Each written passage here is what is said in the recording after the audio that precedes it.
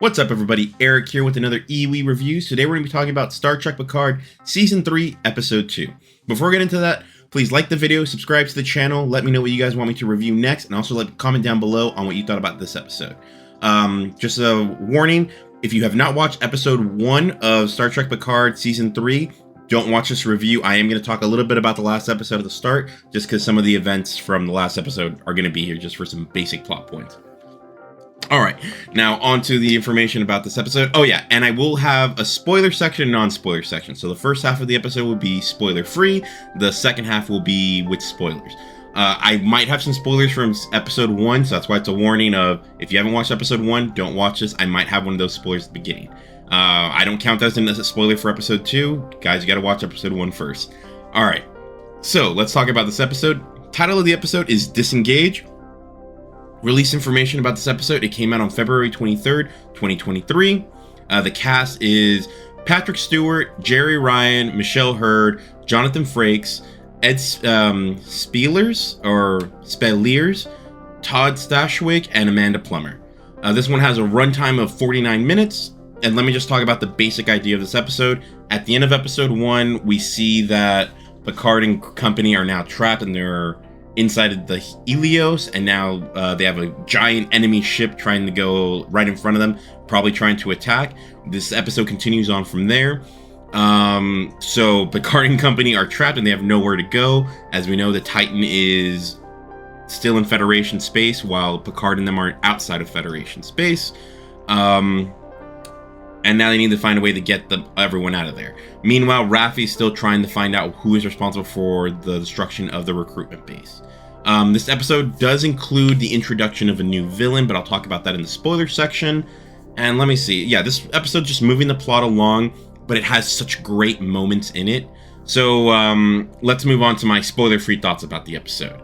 So I love this episode. I felt like we have two main stories and a third story in there as well. If we count 7 of 9, she has her own little arc that I feel like we don't know yet, and we don't find out this episode. Don't think about the spoiler, but I feel like we're heading towards 7 becoming a captain of the end of the season, and then her getting her own spin-off. I'm not sure why. I'm just feeling it, and I'm hoping for it. So again, that's one of my thoughts. But I do like how we do get both stories have moments today. And we're starting to get a clear cut, not a clear idea, but I have a feeling like the Raffi story and the Picard story are connected, but we don't know how yet.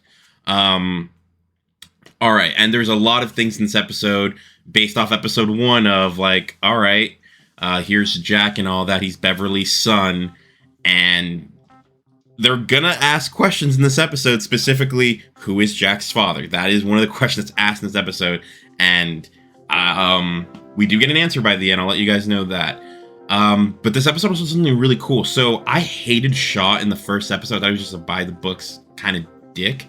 However, in this episode, I actually got an idea of like, no, Shaw, like, yeah, he's by the book, but he's by the book because he's trying to protect his crew. And you actually start feeling for the guy. Like, he's not really a bad guy. Like, I know he's giving 7 a hard time, but at the same time, 7 isn't used to this kind of order. I mean, she was on Voyager, which, let's admit, Janeway is very much like Picard. They're one of those captains that don't really follow the rules. They break them all the time. So in that aspect, yeah, it's very different. She's not used to being this type of captain. And also, like, she was a ranger. They didn't follow the same rules. So now 7's having a hard time being with a regular by-the-books captain, and she's having a hard time with it. But I still think it's leading to her getting her moment. So that's one thing there. This episode has great effects, and there's a moment with some ship stuff that's just like, I haven't seen that in Star Trek before, and I thought that was really cool. I'm loving the design of the Titan. I like it being Constitution class? I think Constitution class ship. Sorry guys, it's been a long day. But yeah, I'm loving so far what they're doing. I thought this was a great episode of everything they're trying to show. Like I said, this does not feel like Picard season 1 or 2. This feels like this is Next Generation coming back. And there's even more surprises in this episode of Next Generation stuff. Alright, so let's move on to my score for this episode. I love this episode. I'm giving it a 9 out of 10. I thought this was amazing. I thought from start to finish, they figured out what they're trying to do. We have our main story, but we also have nice side stories, subplots that I think are doing really good. Would I recommend this episode? If you're a Star Trek fan, 100%. I think Star Trek fans would really love this.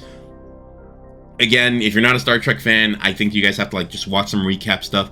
But if you were just watch recap stuff, anything prior to this season, and then started watching, I think you'd really enjoy it. I think this is a really good episode. Because it's amazing. 9 out of 10. It's hard to argue with me that this wasn't amazing. And I can't wait what's going to be next. I'm already to that point where I'm like, come on, guys. Why can't we do this the Netflix style? Like, I'll take a part 1 and part 2, but give me more episodes at a time. It's so good. It's been a while since I've been able to say that about a Star Trek franchise. I love Lower Decks and Strange New Worlds, but this is the first one that's not the first one, because Star Trek Discovery does it too, where it's like a season-long arc, but this one is doing it in a way that I'm really enjoying, where Strange New Worlds went back to episodic, and Lower Decks is also episodic. This is back serialized version, and I'm really enjoying it. I can't wait for the season to end. I think we're going to get something very satisfying, which I have not felt from the other 2 seasons of Picard, so that's where I'm really into this. So guys, if you're not going to join us for a spoiler section, thanks for watching. Please like and subscribe to the channel, comment down below what you guys thought so far, and once you actually finish watching the episode, come back to watch the spoiler section. Trust me, this one has a lot. So here's going to be your warning for the spoiler section. 5, 4, 3, 2, 1. Alright guys, we're now into the spoiler section of this episode. I'm going to be going into a lot of what happened in this episode. So let's just start from the beginning. We actually go back to 2 weeks before the events of the last episode, and we actually see Jack giving supplies to this one planet, and he's kind of just like doing his own thing to try and like help the little guy, and this planet seems like it's on a civil war, and Jack's like, I don't care that they're in a civil war, these people need help and things like that.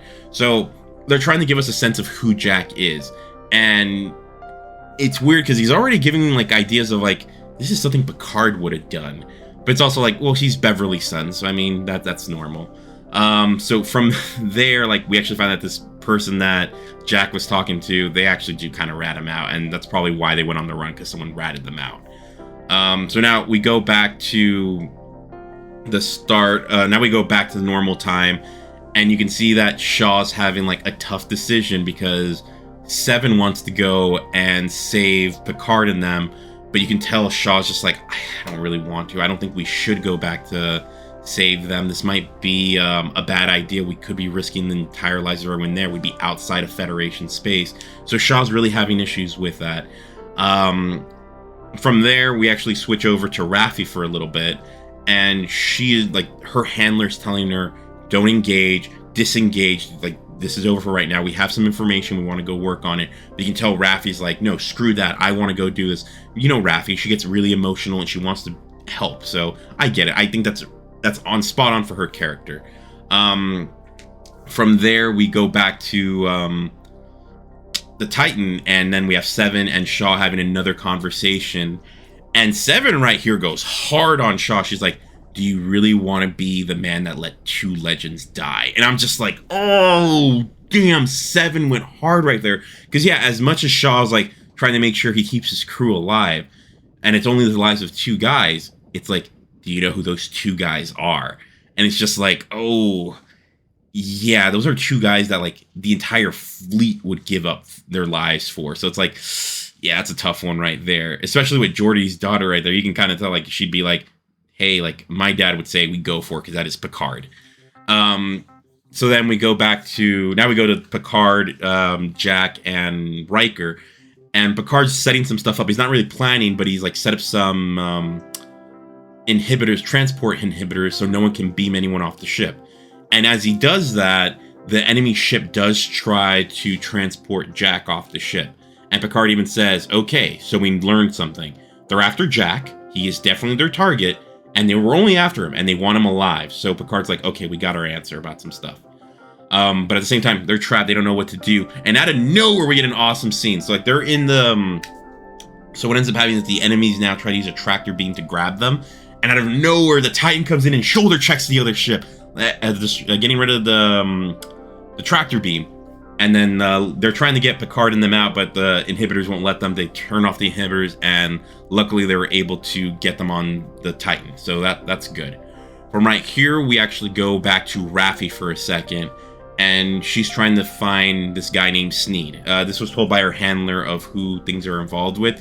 There's a Ferengi named Sneed, and she's trying to get a conversation with him, and her ex might be able to help him because he has some connections. But he gives Raffi a choice. He says he wants her to be like have a good relationship with her son, but it's hard because Raffi can't let go of her job. And I felt like Raffi's put in a shitty situation here because Raffi's trying to do a good thing. Someone is a terrorist. Raffi doesn't know, what if they end up doing something that could harm her son, her granddaughter, her ex, anyone that she cares about. So she's like, he puts this choice for her, and I thought that was unfair because obviously as much as Raffi loves her son, Raffi has to choose her job right here because her job can affect millions of people that could die. And for Star Trek, come on, it's always been the needs of the many outweigh the needs of the few. If you're able to also help the few in the meantime, that's great, but you can't put that in front of the millions. So Raffi obviously chooses to go on with meeting the Sneed. All right, so from here we go back to the ship, and there's this conversation with we see Shaw, we see Seven, and then Picard and them show up, and then they get a hailing frequency from the enemy ship, and we meet the new villain of the season. Her name's Vadic. She's played by Amanda Plummer. Now, Vadic is like in a ship that is just loaded with weapons. This is a destroyer. They call it the guillotine. It's like, it's not a normal ship. This ship is only designed to destroy. And what she's going to do, she's going to give him an hour, but she wants him to give over Jack. She doesn't want Beverly. She wants Jack. So I'm still wondering, like, okay, what is it about Jack that they really want? From here, she says, I'll give you guys an hour, but I'm going to give you a small demonstration of my power. She uses a tractor beam, grabs the Helios, and chucks it at the Titan. And I just mean, she just chucks it. It was just like, what the hell's going on? There is a funny scene here when they're like, oh, turn on shields or whatever. And it's like, why weren't shields turned on? They should have been on the entire time that you're there. Once you got Picard and them back on the ship. From here, like, they get 1 hour, and Shaw tells Picard he has an hour to go figure out what's going on or what he can get out of Jack. And on the transporter, Riker and Picard have a conversation, and you can tell that Riker is like trying to hint at him, don't you see what I see? And he doesn't actually say it, but he's like, do you not see who Jack seems to be, who he acts like? And he's like, oh, he's Beverly's son. But it's like, that's not what he means. That Jack reminds him a lot about Picard. He even has an English accent, which I kind of find funny. And it's like, they're going around the question, who is Jack's father? Because Riker's pretty sure it's Picard. All right, so now we go on to the conversation now inside the brig between Jack and Picard, and you can kind of tell Jack is just trying to say, like, I'm trying to do the right thing. Yeah, I've done some stuff that might be not what Starfleet would allow or think that's good, but he's like, my mom taught me to do this, do the right thing for the little guy and stuff like that. And yeah, we go from there. Picard then asks him, who is your father? And doesn't answer that or anything like that. So it's one of those weird moments where it's like, oh man, are we really about to get to this question? Like, because I've been wondering since the first episode, it's like, are we going to answer that question right here? So let's move on now to Raffi. She does end up meeting with, she does end up meeting with the Ferengi Sneed. And he wants her to show loyalty. She says her boss is the guy, Tulko or something like that. Doesn't really matter. The guy that was the fall guy for the base thing, the recruitment base.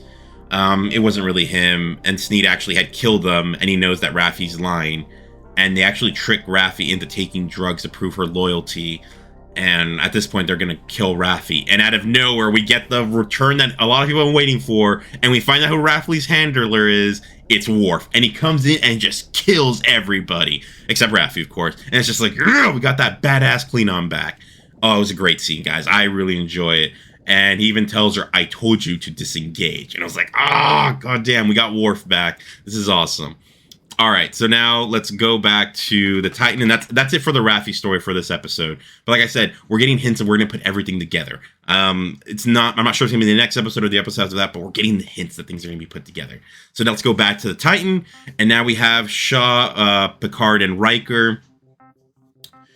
And I'm trying to remember, like, Shaw is kind of being a dick about things, but at the same time, I understand. This is Shaw saying, like, I can't risk the lives of all my crew for this one man. And even though they don't have the answers, like, Picard doesn't want to give up Shaw, and even doesn't want to give up Jack. And even Shaw's trying to say, how do we even know that's really Beverly's son or whatever? Like, he's questioning a lot of things. And of course, Jack escapes because, yeah, this is a story. He's going to figure out a way to get out. And then Riker's like, I need answers. And he goes to the medical bay and he wakes up Beverly. He shouldn't have done it, but he still does it. And then what ends up happening is that they end up finding, the ship ends up finding that Jack has escaped and they're trying to stop him. He's inside the transporter bay and Seven ends up finding him and she's like, has him at gunpoint. They end up calling Shaw and saying, hey, we found him inside the transport room and he's trying to, like, get out, but, like, obviously the only place he's trying to beam to is Vadic's ship. And that kind of tells you he's trying to sacrifice himself for his mother. And Picard's having a hard time. Shaw's just like, I can't save him. Like, if I had more, maybe, but, like, right now that's the best thing. And then you see Beverly. And this is probably one of the coolest Star Trek scenes I've seen, where no words are spoken between Beverly and Picard, but she basically tells him, he's your son. And it's just really cool. And after that, like, Shaw's making the orders, like, okay, we gotta transport him, whatever. And then Picard says, Admiral's orders, belay that, Admiral's orders. And it's just like, oh shit, he's taking control of the ship. Because to this point, Picard hasn't taken over the ship. He's let Shaw keep his command, but now Picard's just like, nope, I can't do that. And then Picard even, like, Shaw's like, what are you doing? He's like, he's my son. And Picard even said, Shaw says, God damn it. Because he knows, like, regardless of whatever, I am not giving up Picard's son. I'm not going to be the captain that gave up Picard's son to the enemy. So now we're getting into some shit, and then the Titan shoots the new enemy vessel and runs into the Nebula, and that's where the episode ends. But guys, that was wild. Picard and Beverly's son, it wasn't Wesley, but they do have a son together in canon now, and I can't wait to see what happens next. It was an amazing episode. Like I said, it's a 9 out of 10 for me. I can't wait for episode 3, because right now, Picard season 3, awesome. This is what I've been wanting from season 1 and 2, and we got something good, finally. But yeah, guys, that's all I have for this episode. Please like the video, subscribe to the channel. Let me know what you thought about this episode. Let me know what you guys want me to review. Upcoming, I should have The Last of Us episode 7 review out by Tuesday, so watch out for that. But yeah, guys, I'm really enjoying the show. I hope you are too, and talk to you guys soon.